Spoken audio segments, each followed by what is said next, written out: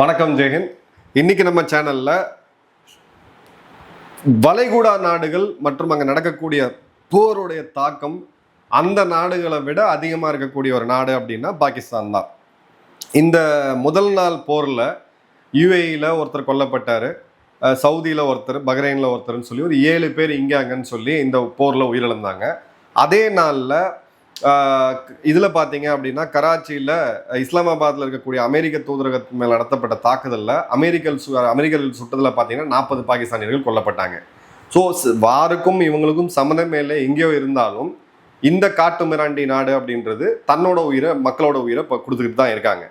நாம் அப்போவே சொல்லியிருந்தோம், இவங்க சவுதி கூட போட்ட சவுதி மியூச்சுவல், அதாவது ஸ்ட்ராட்டஜிக் மியூச்சுவல் டிஃபென்ஸ் அக்ரிமெண்ட்னு சொல்லக்கூடிய SMDA ஒப்பந்தத்துப்படி சவுதிகள் இவங்களுக்கு அழுத்தத்தை கொடுத்துக்கிட்டு இருக்காங்க, நீ போரில் கூட நிற்கணும் அப்படின்னு சொல்லிட்டு. இது அங்கே இருக்கக்கூடிய ஷியா பிரிவு இஸ்லாமியர்கள் மனசில் மிகப்பெரிய கஷ்டத்தையும் கோபத்தையும் ஏற்படுத்தியிருக்கு. இது பெரிய லெவலில் இவங்க உள்நாட்டு பிரச்சனையாக வரும் அப்படின்னு சொல்லி கிட்டத்தட்ட மார்ச் 3ஆம் தேதி 4ஆம் தேதியை நம்ம ப்ரெடிக்ட் பண்ணியிருந்தோம். இப்போ எக்ஸாக்டாக அதான் நடந்திருக்குது.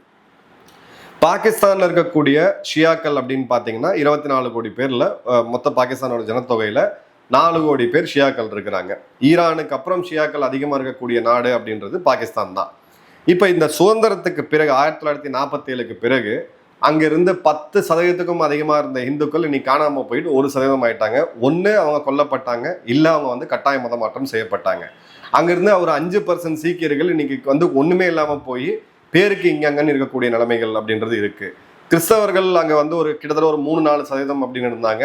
அவங்களும் இன்னைக்கு போயிட்டு 0.12% அளவுக்கான இடத்துக்கு வந்துட்டாங்க. இப்போ இதன் பிறகு இவங்க யாரை டார்கெட் பண்ணாங்கன்னு பார்த்தீங்கன்னா அங்கே இருக்கக்கூடிய அகமதியா இஸ்லாமியர்களை இஸ்லாமியர்களே இல்லைன்னு சொல்லி ஒரு ஸ்டேஜ்டா அந்த பெர்சிக்யூஷனை கொண்டு இது எந்த அளவுக்கு போச்சு அப்படின்னு பார்த்தீங்கன்னா, இவங்களுடைய முன்னாள் இராணுவ தளபதி ஜெனரல் பாஜ்வா ஒரு அகமதியா, அவர் இராணுவ தளபதியா பதவி ஏற்கிறதுக்கு முன்னாடி ஒரு பியூரிஃபிகேஷன் ப்ராசஸ் பண்ணி அதன் பிறகு நான் உண்மையான இஸ்லாமியன் அப்படின்னு சொல்லி சத்திய பிரமாணம் எடுத்த பிறகுதான் பதவி ஏற்கவே அனுமதிக்கிறாங்க.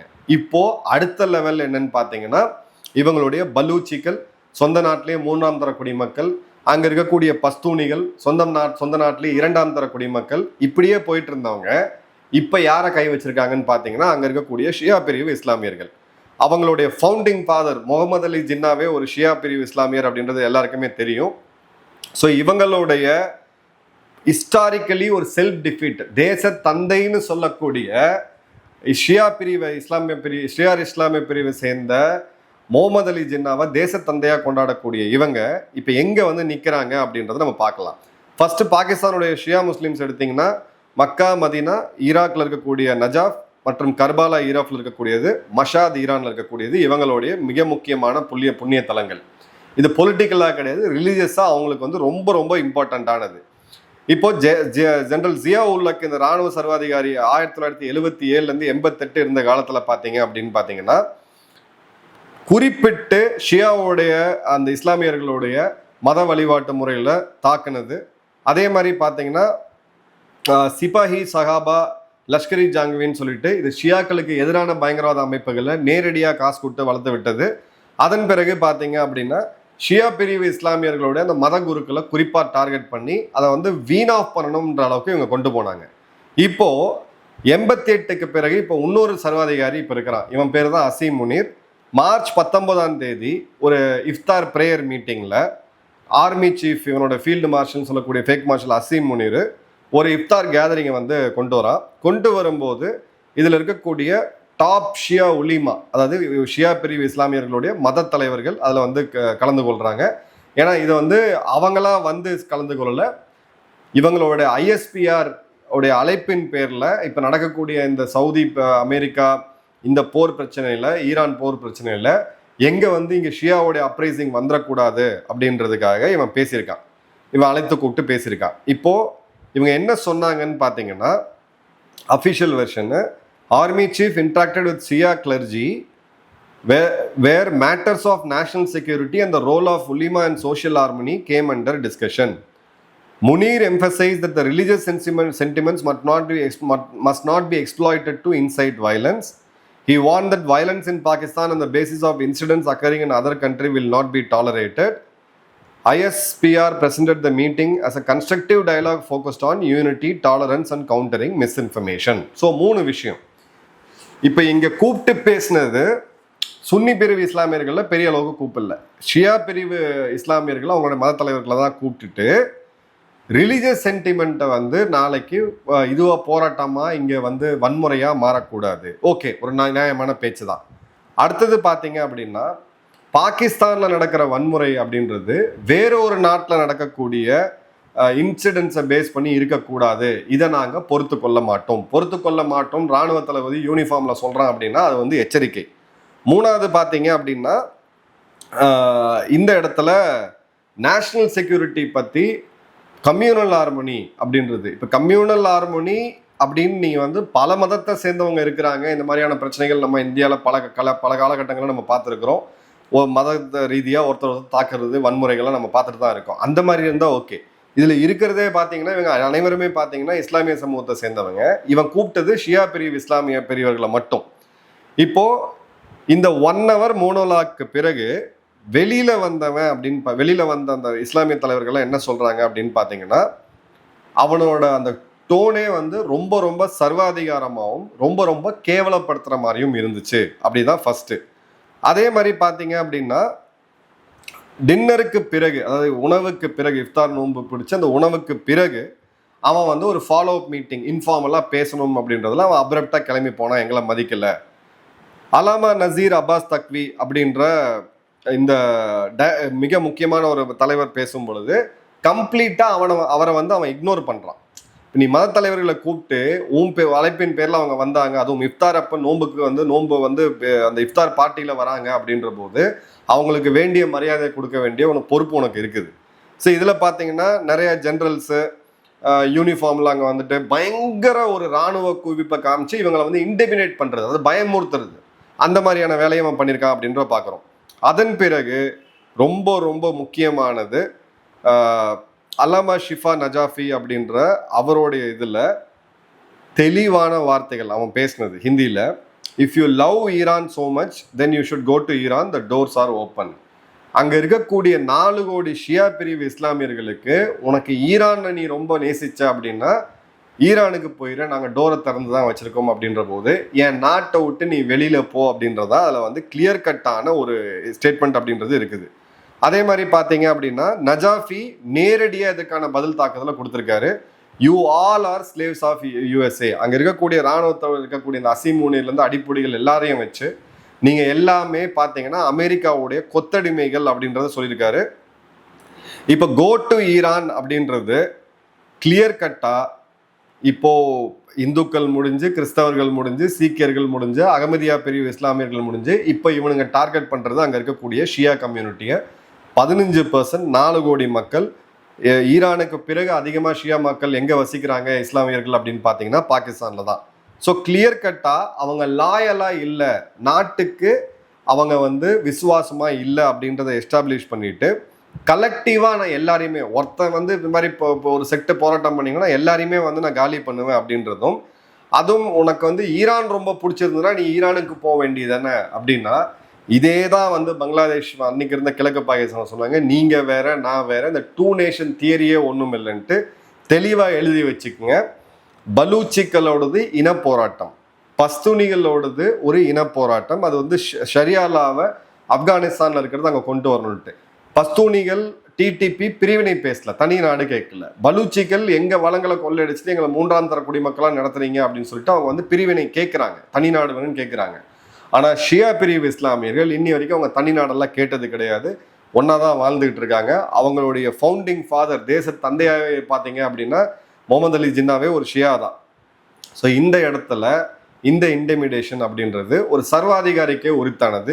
எழுதி வச்சுக்கங்க, இந்த நாடு உடையறதுக்கான மிக முக்கியமான அந்த பிள்ளையார் சொல்லியை இவன் இப்போ போட்டிருக்கான். ஏன்னா இது அங்க இருக்கக்கூடிய ஷியா பிரிவு மத தலைவர்கள் இதை வெளியில வந்து ஓப்பனாகவே பேச ஆரம்பிச்சிட்டாங்க. ஜின்னா வந்து ஒரு ஷியா, அவங்களுடைய ஃபவுண்டேஷனல் ஃபினான்ஷியல் கான்ட்ரிபியூஷன் இந்த நாடு உருவாகும் போது அங்க இருக்கக்கூடிய ஆயிரக்கணக்கான ஷியா பிரிவு பிஸ்னஸ்மேன் தான் அந்த நாட்டை உருவாக்குறதுக்கான அந்த முதலீடுகளை பணத்தை கொடுத்தாங்க, நிறுவனங்களை உருவாக்குனாங்க. அதே மாதிரி பார்த்தீங்க அப்படின்னா ஸ்பிரிச்சுவல் ஜியாகிரபி அப்படின்றது 1300 வருஷம் அவங்களுடைய நஜப், கர்பாலா, மஷாத் மற்றும் மெக்கா, மதினா இவங்களுக்கு வந்து ஒரு பெரிய தொடர்பு இருக்குது. அதே மாதிரி பார்த்தீங்க அப்படின்னா அவங்களுடைய இராணுவத்திலையுமே பல உயர் அதிகாரிகள், பல ஜூனியர் லெவல் அதிகாரிகள், லட்சக்கணக்கான சோல்ஜர்ஸ் இந்தியாவோட நடந்த மிகப்பெரிய யுத்தங்களில் நாட்டுக்காக வந்து உயிரை கொடுத்துருக்குறாங்க. அதுலேருந்து கணிசமான பேர் அளவுக்கு இருக்கிறாங்க.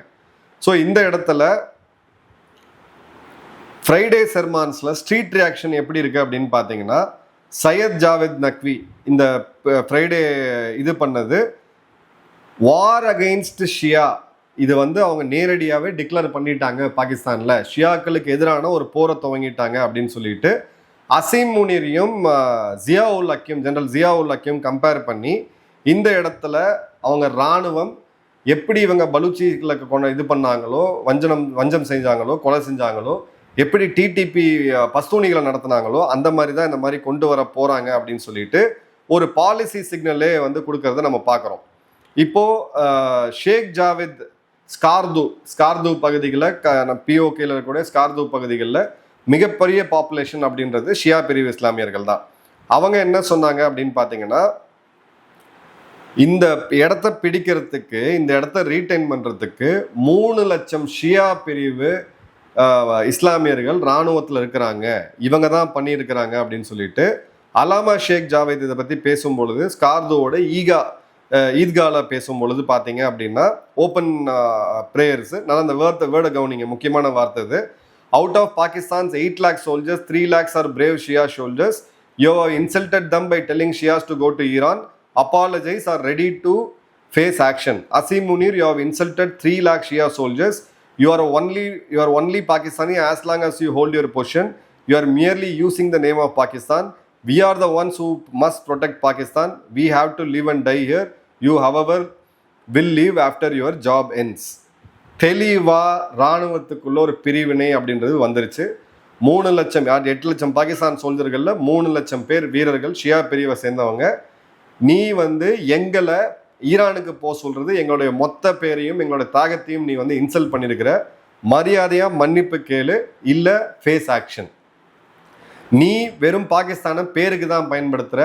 நாங்கள் இந்த நாட்டில் தான் பிறந்தோம், இங்கே தான் வாழ்வோம், இங்கே தான் இறப்போம். நீ நாளைக்கு உன்னோட வேலை முடிஞ்ச பிறகு நீ எங்கேயா வெளிநாட்டில் போய் செட்டில் ஆயிடுவ அப்படின்றதையும் சொல்லியிருக்காங்க. ஸோ கிளியர் கட்டாக கில்கிட் பால்டிஸ்தானில் இவங்களுக்கு ஒரு மிகப்பெரிய பிரச்சனை அப்படின்றது ஸ்டார்ட் ஆயிருக்கு. மெயின்லேண்ட் பாகிஸ்தானில் இந்த பிரச்சனையை ஒரு பக்கம் இந்த கோவத்தை ஏற்படுத்தினாலும் கில்கிட் பால்டிஸ்தானில் ஏற்கனவே பிரச்சனைகள் நிறையா போயிட்டுருக்கு. இந்த கில்கிட் பால்டிஸ்தான் வழியாக தான் சைனா பாகிஸ்தான் எக்கனாமிக் காரிடோருடைய அந்த அச்சில் ஹீல் அப்படின்னு சொல்லக்கூடிய ஒரு மிக முக்கியமான அந்த பைப்லைன் ரோடு எல்லாமே போகுது. ஸோ ஈரான்லேருந்து வரக்கூடிய எண்ணெய் வளம் இந்த பகுதியை கிராஸ் பண்ணி தான் பிஓகேல இருக்கக்கூடிய பகுதியை கிராஸ் பண்ணி சைனா ஆக்கிரமிப்பு காஷ்மீரில் இருக்கக்கூடிய ஷக்ஸ்கம் வேலி மூலியமா ஷிங்ஜியாங் போய் அங்கிருந்து அவங்களோட மெயின்லேண்ட் போகுது. இப்போ இவன் பண்ண இந்த வேலையினால இதை கண்டிப்பாக இவன் அமெரிக்காவுடைய முழு ஆதரவோடு தான் பண்ணியிருக்கிறா. ஸோ அவங்க எப்படி பலூச்சிகள் சைனாவுடைய சீப்பக்கை தாக்குறாங்களோ இங்கேயும் அவங்க தாக்க ஆரம்பிப்பாங்க. இது சாதாரண டிவைடு கிடையாது. பலூச்சிகள் எண்ணிக்கையில் வெறும் 60 லட்சம் பேர் தான் இருக்கிறாங்க. பஸ்தூனிகள் எண்ணிக்கையில் 1 கோடி பேருக்கும் கீழே தான் இருக்கிறாங்க. ஆனால் ஷியா பிரிவு இஸ்லாமியர்கள் ஒருத்தர் 2 பேர் இல்லை, கிட்டத்தட்ட 4 கோடி பேர் இருக்காங்க. ஷியாக்களெல்லாம் கிளம்பி ஈரானுக்கு போங்க அப்படின்னு சொன்னது இவங்க இராணுவத்துக்குள்ளேயே ஒரு மிகப்பெரிய ஒரு பிரச்சனையை வந்து ஏற்படுத்தியிருக்குது.